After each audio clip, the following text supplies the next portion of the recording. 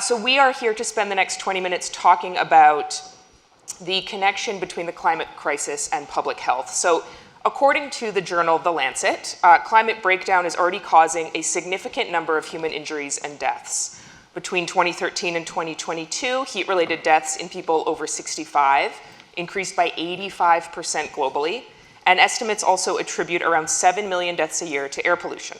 Just a few examples. So what we're here to talk about really is that connection, and importantly, I think in sort of the spirit of today and the spirit of Wired to always be looking ahead at the future, we're here to talk about what we can do about it. So I'm so happy to have Rosamond back here with us, Thomas back here with us again, and joining them is Marina Romanello, a climate change and health researcher at UCL and executive director of The Lancet Countdown, a global collaboration of over 300 experts from across the globe that annually publish a report tracking how climate breakdown is affecting public health. I'm now going to put this iPad down and use my cue cards. It's very heavy. So thank you all again for being here. And Marina, I want to start with you. So we're here to talk about how the climate crisis is a public health crisis and what to do about it. Can you just sort of explain that connection, elaborate on that connection a little bit for the audience before we really get into things? Yes, absolutely. And thank you so much for having me, and particularly for hosting a panel on climate change and health, which is potentially the biggest threat of our century for health. As you said, I lead the Lancet Countdown on Health and Climate Change. That is an international global collaboration. And what we do is every year produce over 50 indicators monitoring both the health impacts of climate change and how they're changing in time, and the health opportunities and the health benefits of climate action. But looking at the impacts, what we see is that across every single one of our metrics, climate change is increasingly undermining the health and well-being of people around the world. We're seeing, as you will all very well know, climate change increasing the frequency, the incidence, the intensity of extreme weather events that threaten people's life, physical integrity and mental health directly. We're seeing extreme heat events happening globally. Even here in Europe, Europe is one of the world regions with the highest mortality related to heat. And as you said, heat-related mortality since the 90s increased by 85%. That's more than twice the increase that we would have expected under constant temperatures. So we know that this is climate change. Climate change is starting to affect our water security, our food security. It's starting to affect the spread of infectious diseases like dengue, malaria. Right now, Argentina, where I'm from, is seeing the worst dengue outbreak in decades, and that has been linked to the changing environmental conditions. And all of these effects are affecting physically, our physical health, increasing the burden of disease, communicable diseases as well, non-communicable diseases, and importantly, our mental health. But what we see is that these effects of climate change on health do not happen in isolation, but rather they happen all at once. So perhaps the most concerning finding that we see year on year is that the independent risks, the independent hazards that climate change poses on our health are growing all in parallel and leading to what we call multi-hit scenarios, a bit of a perfect storm in which climate change is now undermining the very pillars and the very foundations of our health, increasing pressure on our health systems, and particularly affecting us at the current 1.1 degrees of heating since pre-industrial times. Not least because we have been very slow to adapt to climate change. In our latest report, what we did also was do projections, see what the future would hold.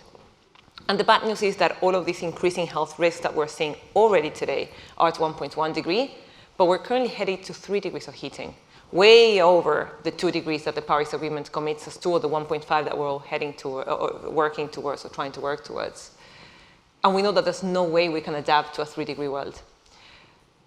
And the counter side of that is that we know that there's enormous benefits that could come with climate action, not only by reducing those health impacts or those health risks, but also because of the benefits that phasing out fossil fuel has from improved air quality and reducing air pollution in our urban centers. Our urban redesign could be very, very beneficial for healthier lifestyles, healthier health, and reduce pressure on the NHS as well. So, and everything you just said, I mean, when you sort of take it all in, it is so daunting. It is so daunting and dystopian and overwhelming and sad and bleak. Sorry, but I mean, it is. And so I think, you know, what we're really hoping to talk about now is this idea of sort of urban centers where the majority of people are congregated, and sort of what can we do in the context of climate adaptation to, in whatever ways we can, ameliorate that physical health, that mental health? Are there sort of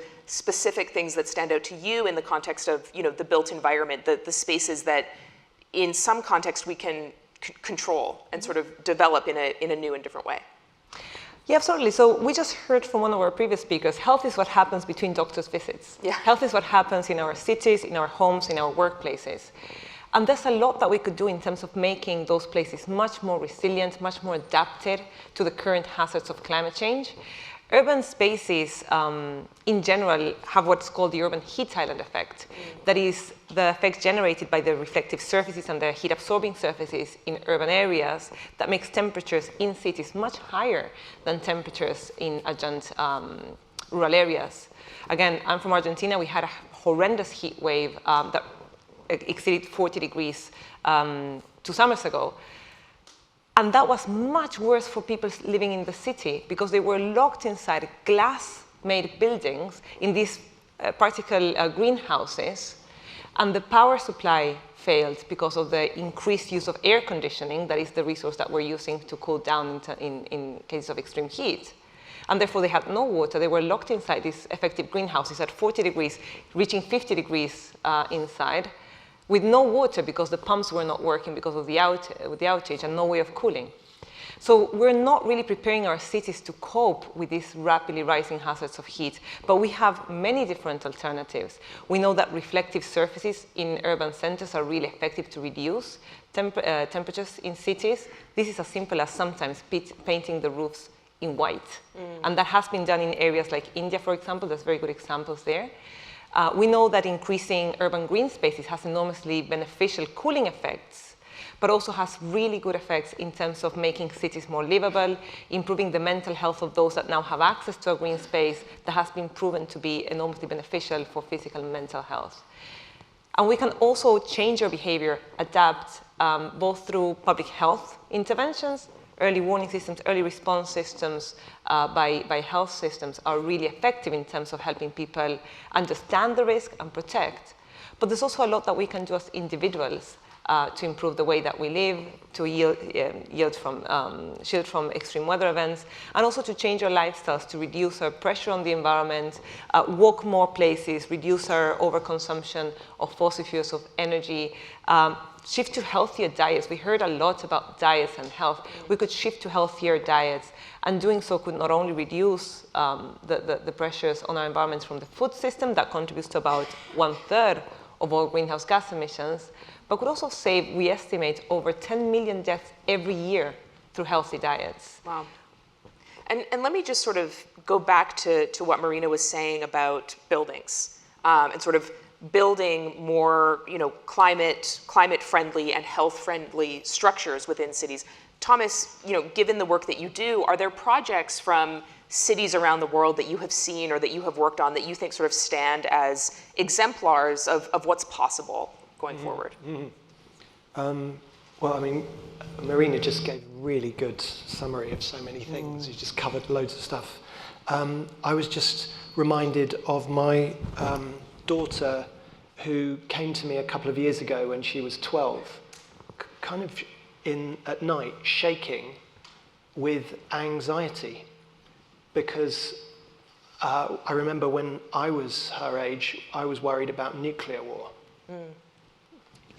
Just all the messaging around everywhere, stick that via social media and the different ways that young people hear about the world, and chuck that in their brain and see how they feel. Right. And so the mental health dimension is so important, and it's interesting where we have upcoming elections and we have people proposing what futures could be in this country and other countries around the world.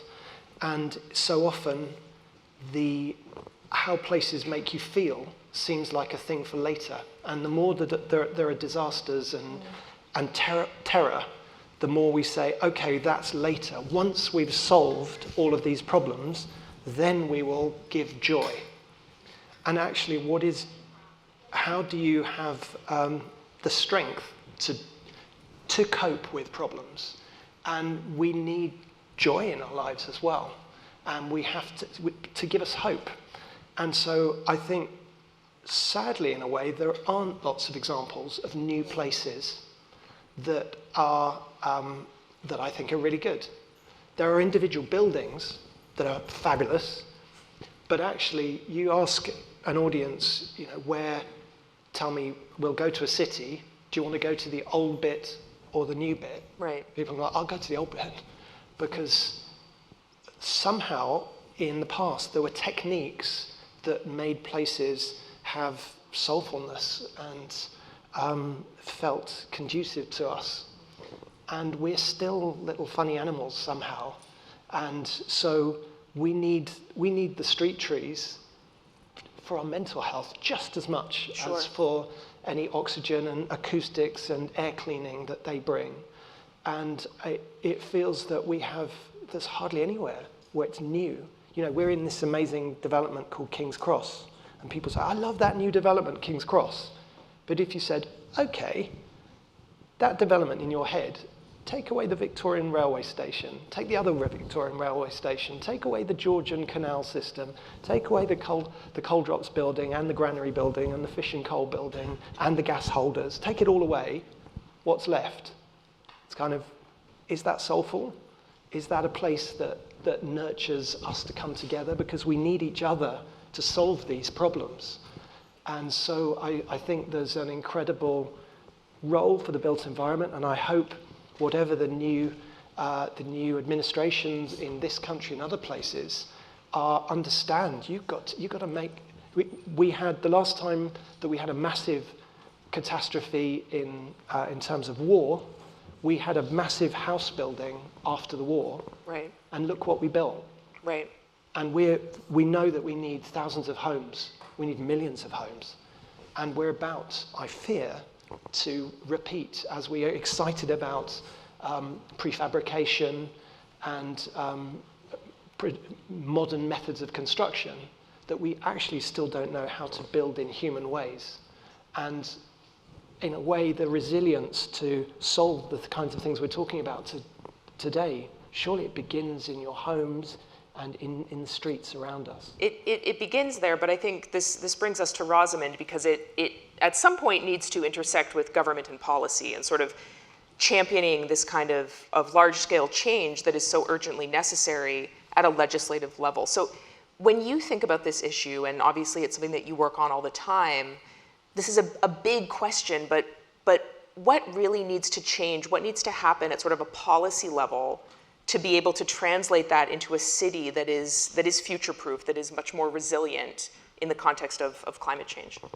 I don't understand why governments are not adopting the Healthier Cities approach. It leaves me flabbergasted. So I will go back to maybe COP26, when it came to the phase down, phase out, and the battles that were raging on. Governments spend trillions on healthcare. They all know the impact, for instance, of air pollution. They have a public duty, Marina's nodding, to safeguard us, and yet they are nowhere near to adopt it. As Thomas was saying, the buildings, I just see schools being built near main roads, so many things. And inwardly, sometimes ignorance really is bliss. But when you know that the people who are going to be living in these buildings, it's not safe for them, they need to, for instance, start phasing out diesel. This is not an argument, because we know how bad, it is. Wood burning, all the things that they know, we need to see action. And I don't think they're going to do it. Hence we started. I think one of the most biggest letdown for me was, I think it was 2021, if I'm right, when the Environment Act came in, and that was the perfect opportunity for them, what the coroner has said. It was the perfect opportunity, at least to put it in legislation. I think I was crushed, because you take it very personally then, don't course. you? And I couldn't understand why they wouldn't. But I understand now that there is big business at bay, and you and I were just talking about that. And to me, that seems to override everything.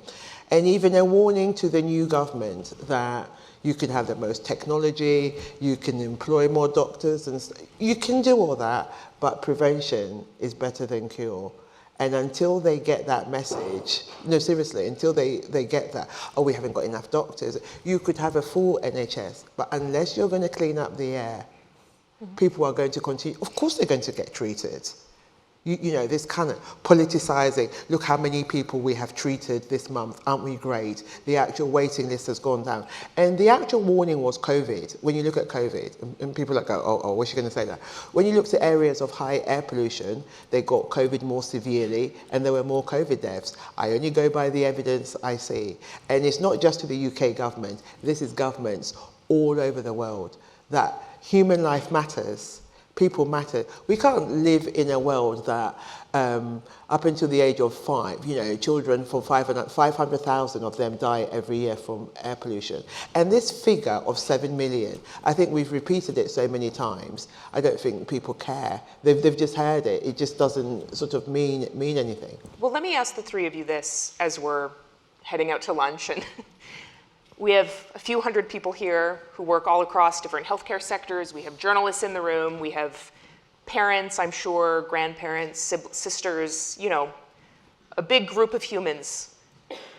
What can each of us do, whether it's individual action, advocacy, you know, what is sort of one thing you hope that this group leaves the room and goes to lunch and sort of carries with them in the context of this issue, which is obviously just sort of so thorny and sort of so, to your point, it's so easy to choose ignorance or to hear the statistics over and over and decide that you just need to tune it out because you have too much going on. I mean, what would you want to leave people with? What would you want to tell them? Let's maybe start with you and we'll work our way across the group.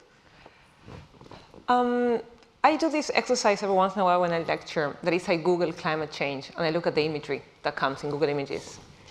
And there's rarely a person there. You see polar bears, you see leaves, you see soil. So we have kind of forgotten that climate change is not about the polar bears. It's about us, it's about our children, it's undermining the chances of survival and the quality of life that we're going to give this and future generations.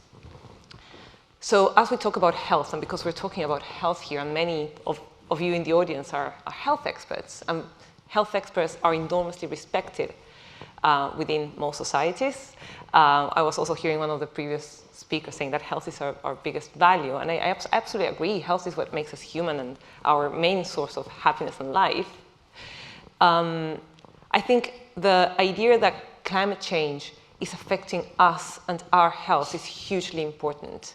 And understanding your voice as health professionals, as health experts, in being able to communicate that through the science on which health is grounded, through the evidence, and sharing that the health crisis, the climate crisis is a human crisis and a health crisis is hugely important. So that is the one thing, humanizing climate change and being involved in the conversation. I think the second thing is getting involved also with policymakers in getting them to understand how to deliver climate action for health, because there's many unhealthy ways in which we could do that. The best way of reducing the carbon footprint of our health system is to shut down the health system. And I think we will all agree we do not want to do that. So how do we get there in the healthiest way possible that reduces air pollution, that increases our exposure to urban green spaces, that makes cities livable? And sorry, I will just go with the third one that I think is the most important.